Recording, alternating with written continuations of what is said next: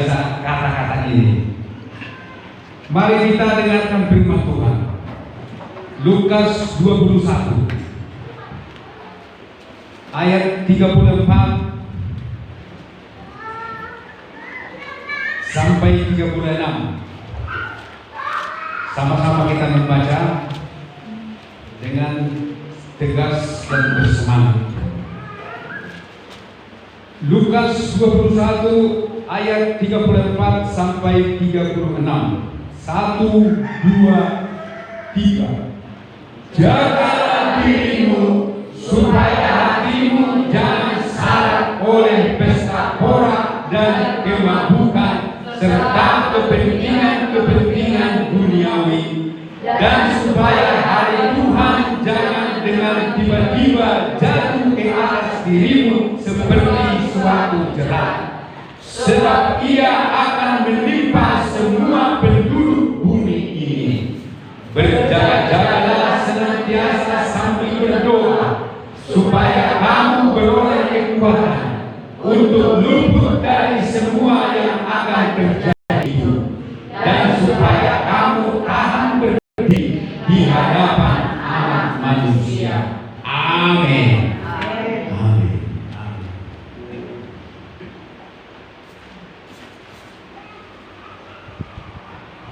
Ayat 35 saya baca ulang. Sebab ia akan menimpa semua penduduk bumi ini. Ia di sini adalah huruf kecil, yang artinya bahwa ia, yaitu malapetaka, murka, akan menimpa semua penduduk bumi. Tuhan sudah mendatang. Jangan lupa amin. Amin. Aku mau Tuhan ya. Tuhan sudah mendatang. Jangan bosan mendengar kata-kata ini. Dari dulu sudah kita dengar ini. Dan tanda-tanda sudah terjadi di mana-mana. Dan Tuhan sedikit demi sedikit telah menunjukkan kemarahannya, murkanya kepada manusia. Di zaman Nuh, Tuhan sudah menunjukkan murkanya, Dia habiskan manusia dengan air bah. Di kampungnya Lot, Tuhan juga marah dan menghabiskan penduduk Sodom dan Gomora dengan api dan belerang yang dahsyat. Dan di masa-masa ini sampai sekarang kita melihat banyak malapetaka terjadi,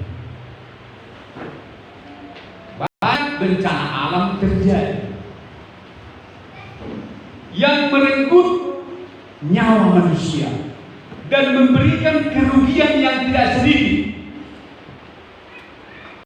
Dan di hari-hari yang terakhir ini kita mengetahui virus corona begitu mengamuk dan mengamuk lagi, seperti yang ibu bapak bisa tonton di televisi di India virus corona mengamuk, tsunami orang terjadi. Dalam satu hari 4.000 kasus terjadi di India oleh karena serangan dari virus corona. Apakah ini murka Allah atau apakah ini terjadi begitu saja?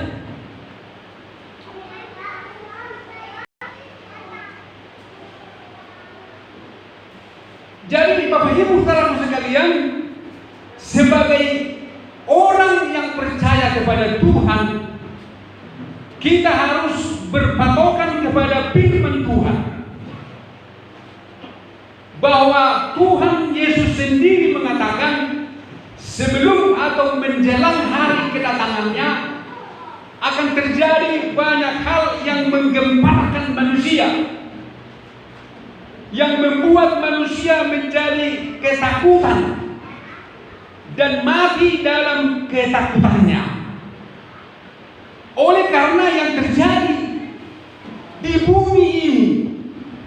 Nah, sekarang pertanyaannya, apakah itu dari Tuhan atau bukan dari Tuhan?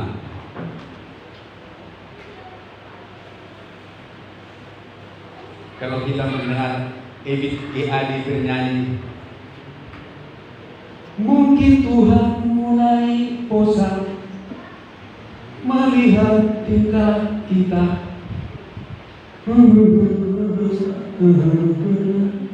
akan dosa-dosa. Pasti negatif. Alam mulai bosan bersahabat dengan kita.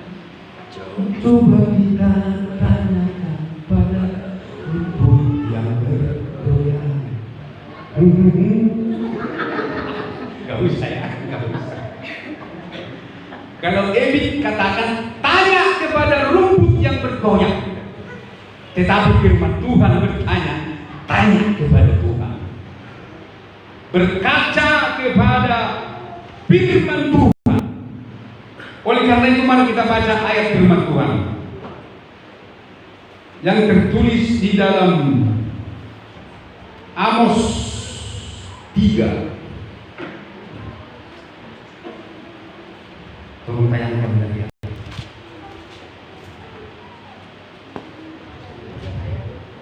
Ayat 6. Amos 3 ayat 6.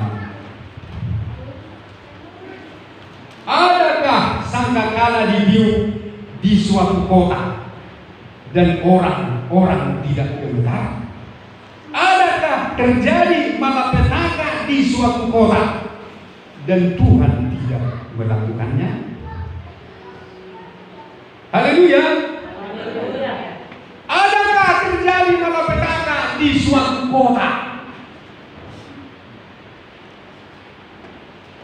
dan Tuhan tidak melakukannya?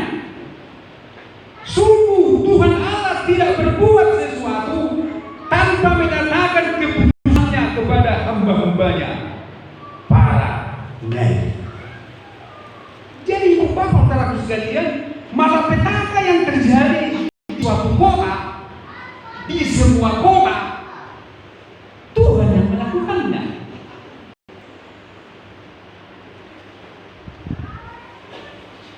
Aku kaliannya, kok Tuhan yang kita kambing hitamkan?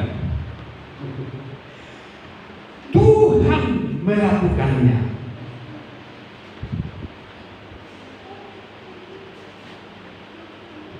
Yeremia 48 ayat 8. Yeremia 48 ayat 8.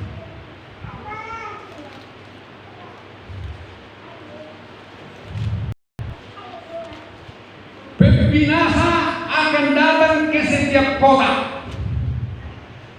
Tidak ada kota yang terluput. Lembah akan binasa. Tanah datar habis musnah seperti yang difirmankan Tuhan.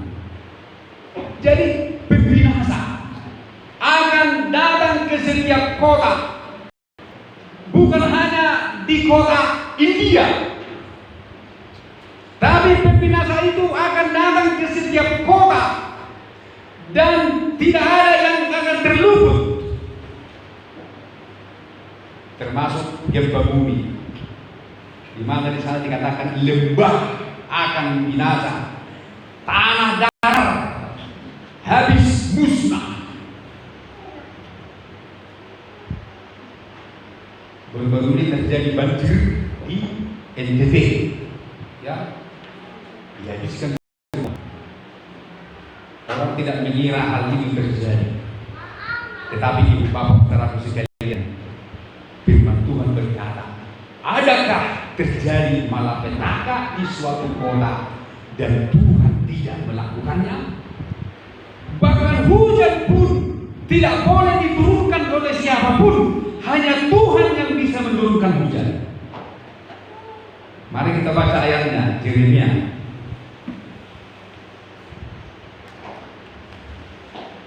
Yeremia 15 ayat 22.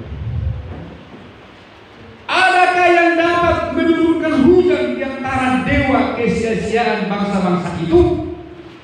Atau dapatkah langit sendiri memberi hujan lebat? Bukankah hanya Engkau saja, ya Tuhan Allah kami, pengharapan kami, yang membuat semuanya itu? Haleluya. Jadi hanya Tuhan. Lalu mengapa para pawang bisa memanggil hujan? Ini lagi pertanyaan ini. Kenapa para paranormal, pawang hujan bisa memanggil hujan? Ya Pak? Karena ini dikasih kekuasaan. Iya. Kalau kita melihat kadang timur menjumlahkan bui. Kenapa? Karena Tuhan mengizinkan, memberi rekomendasi. Amin. Supaya Tuhan memberi izin, memberi rekomendasi kepada iblis. Supaya apa? Supaya manusia memilih mana yang harus dipilih. Dan kalau manusia salah pilih, akhirnya dia akan tahu siapa yang benar. Tetapi sesungguhnya hujan pun hanya Tuhan yang membuatnya turun. Makanya dikatakan di sini, di antara dewa kesia-siaan. Dewa kesia-siaan ini adalah saingannya Tuhan. Saingannya Tuhan. Roh-roh jahat, iblis. Tidak ada yang bisa menurunkan hujan. Tetapi Tuhan mengizinkan hujan turun ketika dewa-dewa memanggil hujan. Dewa kuburan, dewa bertani, Tuhan izinkan. Tuhan punya maksud di sini agar manusia bisa memilih. Tetapi kalau kita sudah mendengarkan firman Tuhan, kita tidak akan salah pilih lagi. Amin. Itulah pentingnya kita tahu dari firman Tuhan. Karena langit dan bumi, laut dengan segala isinya, bahkan manusia, Tuhan yang menjadikan. Tuhan yang menciptakan kita. Dia tahu apa yang perlu dalam kita. Jadi kalau manusia itu rusak, kalau manusia itu sakit, kita harus bawa kepada Tuhan yang menciptakan. Amin. Kalau HP rusak, HP Samsung buatan negara mana? Korea. Hanya orang Korea yang lebih tahu apa yang ada di HP Samsung. Dia yang tahu mana kelemahannya, mana kelebihannya. Kalau dia rusak, mereka yang lebih tahu apa obatnya, apa onderdil yang harus dipakai untuk itu. Mereka lebih tahu, walaupun ada orang yang sok-sok tahu. Tapi mereka lah yang tahu, pembuatnya lah yang tahu. Kalau yang sok-sok tahu,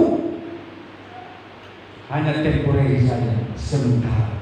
Demikianlah Tuhan Allah ketika manusia mengalami kesulitan, manusia mengalami kerusakan, manusia mengalami gangguan, baik gangguan fisik, gangguan mental, ataupun gangguan jiwa, harus kita bawa kepada Tuhan yang menciptakan. Haleluya. Jadi segala sesuatu diatur oleh Tuhan, dan Tuhan yang berkuasa di dalamnya. Dan di hari-hari ini Tuhan sedang mulai murka kepada manusia. Murka kepada manusia.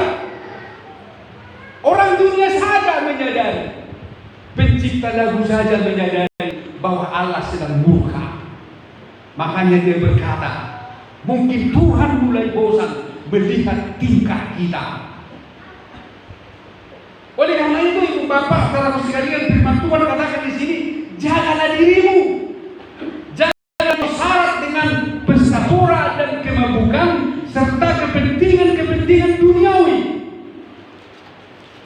supaya hari Tuhan tidak menimpa kamu, karena Dia akan menimpa seluruh penduduk bumi. Seluruh penduduk bumi. Dalam Yeremia 48 kali dikatakan bahwa pembinasa itu akan menjadi seluruh kota. Jadi kalau di India terjadi kebinasaan, pembinasa sudah datang di sana karena dahsyat sekali virus itu membunuh manusia, meningkat katanya. Tapi kita tidak perlu takut, jangan takut berlebihan, amin. Tapi juga jangan masa bodoh. Berita-berita di medsos membuat orang takut berlebihan. Tapi ada juga yang membuat orang bermasa bodoh. Kita tidak boleh terlalu takut, tapi kita harus tetap berjaga dan berdoa. Karena orang bisa saja sedang berdiri atau sedang duduk atau sedang bekerja, tiba-tiba bisa mati dan menggelepar oleh karena serangan penyakit seperti itu. Adalah merupakan salah satu bagian daripada murka Tuhan yang Dia sedang tunjukkan kepada manusia agar manusia mengakui Tuhan. Tetapi orang-orang yang percaya diciptakan oleh Tuhan bukan untuk mendapat murka. 1 Tesalonika 5 ayat 9. Tolong kita baca. 1 Tesalonika 5 ayat 9.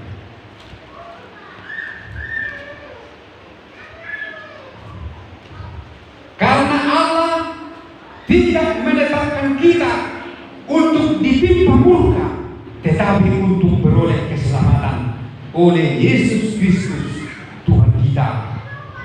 Haleluya.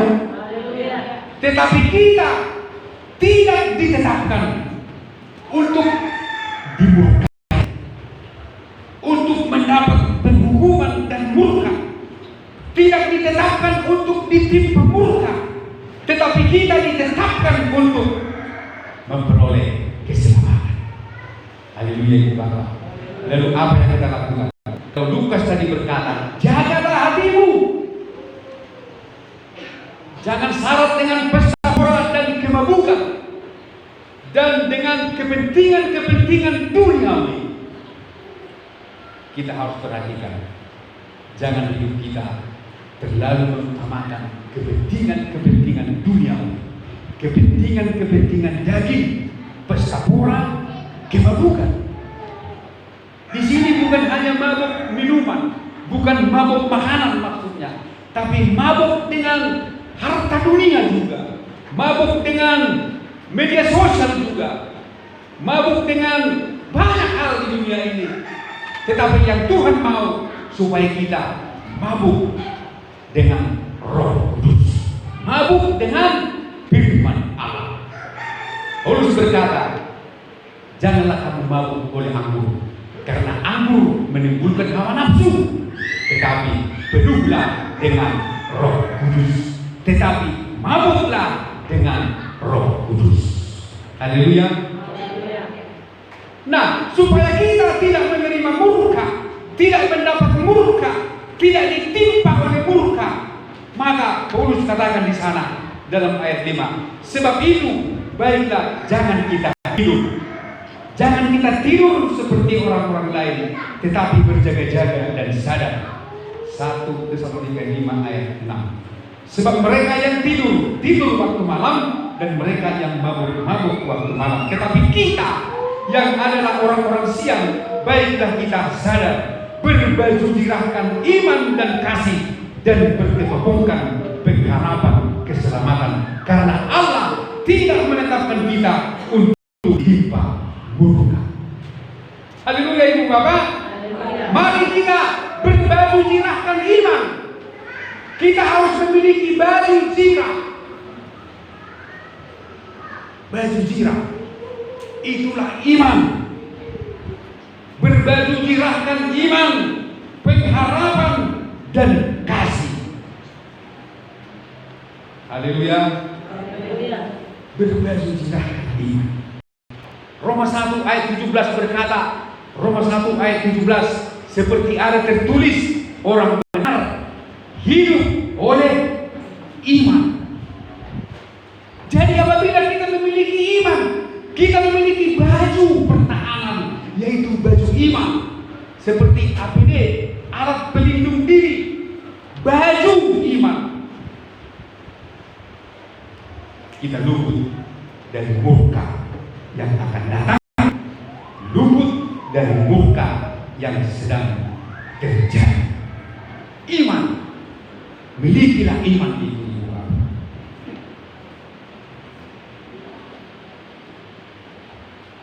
Dan iman timbul dari mana?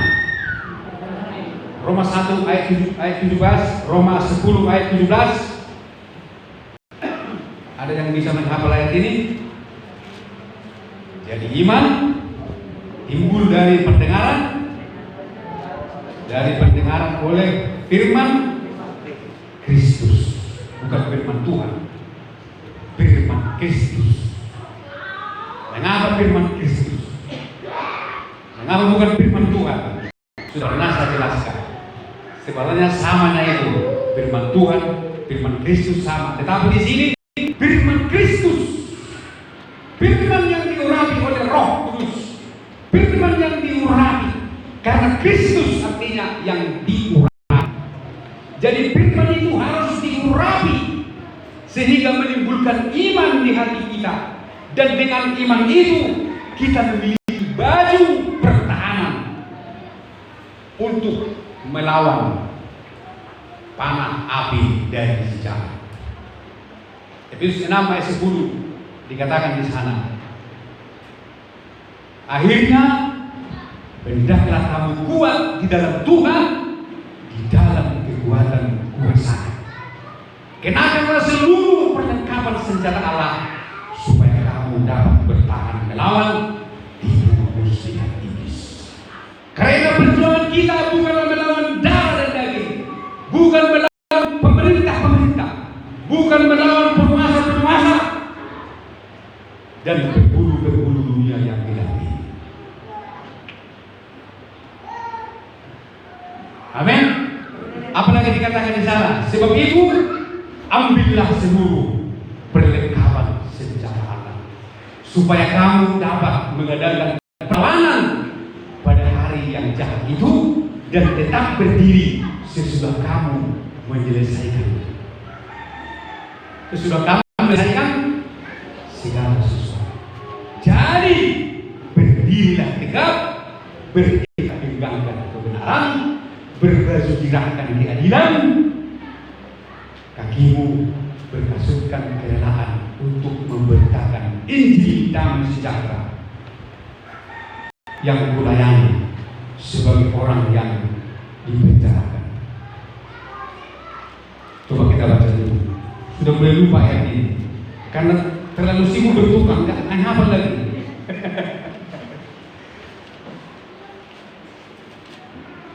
Efesus 6 ayat 10. Ya. Karena kalau kita bertukang, otomatis menghafal pun sudah mulai berhenti kan.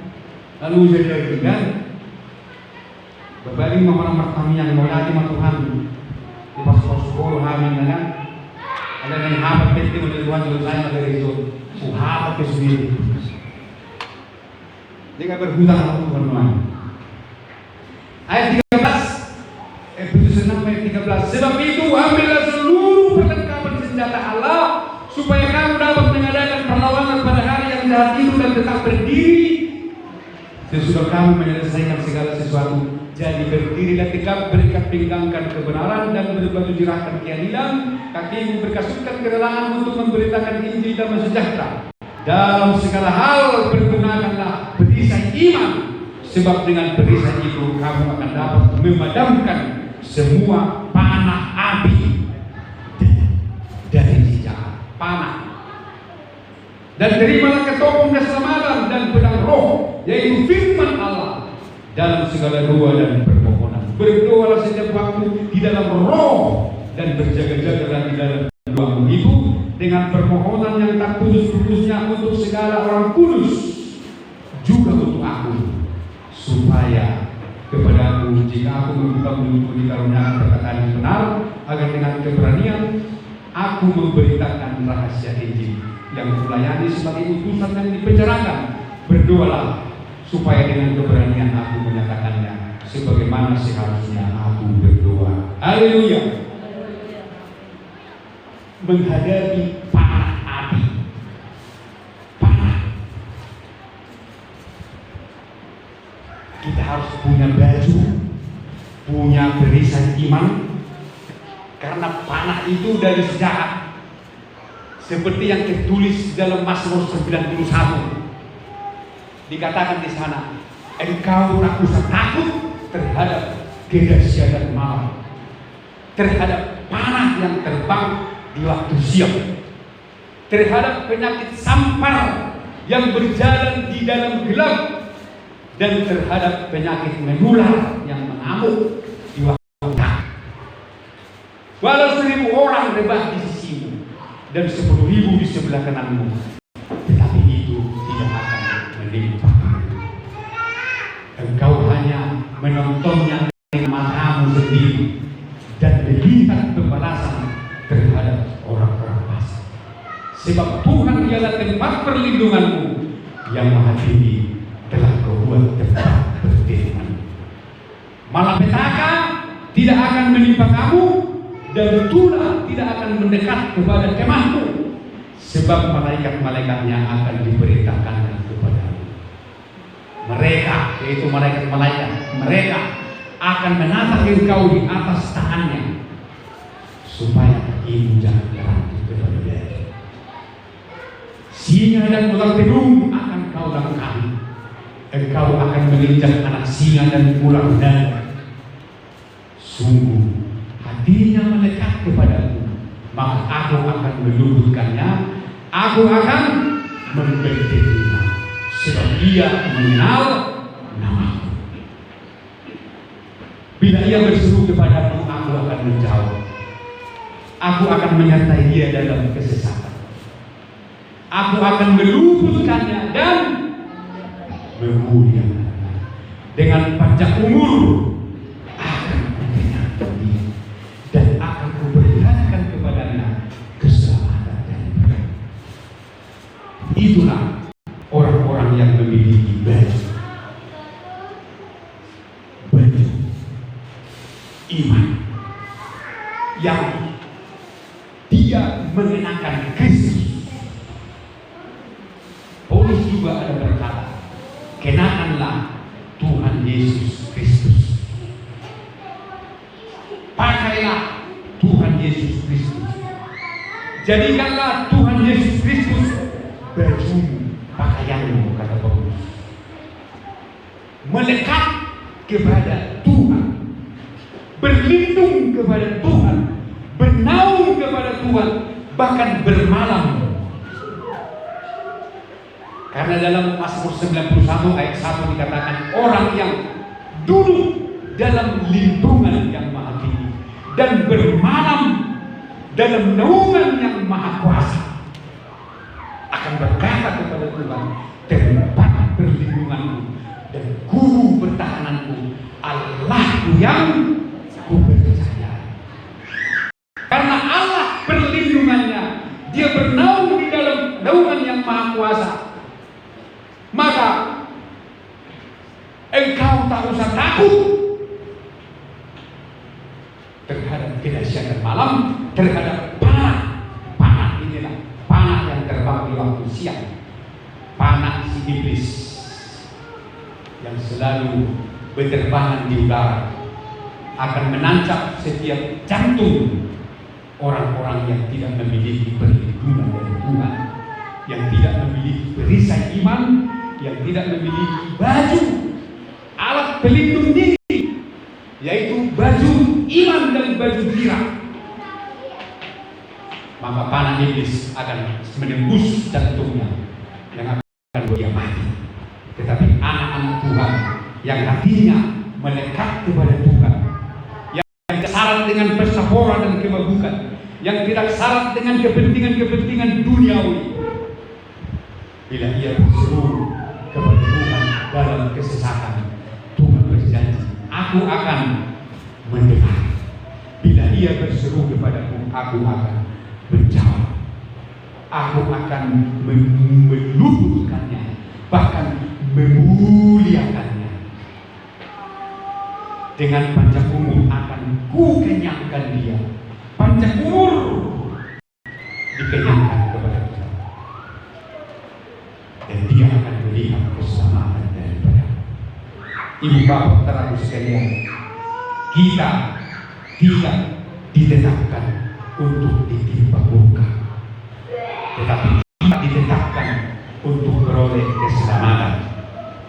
Murka Allah yang terjadi di hari ini, di dalam dunia ini, bukanlah kebetulan, bukanlah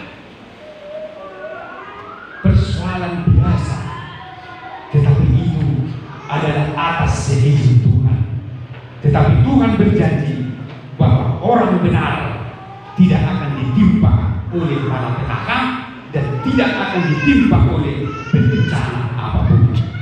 Ayat terakhir Amsal 12 ayat 21. Tolong dibaca Amsal 12 ayat 21. Tidak ada yang mau membaca? Saya baca. Orang benar tidak akan ditimpa oleh bencana apapun, tetapi orang fasik akan senantiasa celaka. Amin. Itulah makanya pemazmur katakan dalam Mazmur 91 itu, walau 1000 rebah di sisimu dan 10.000 di sebelah kananmu, tetapi itu tidak akan menimpamu.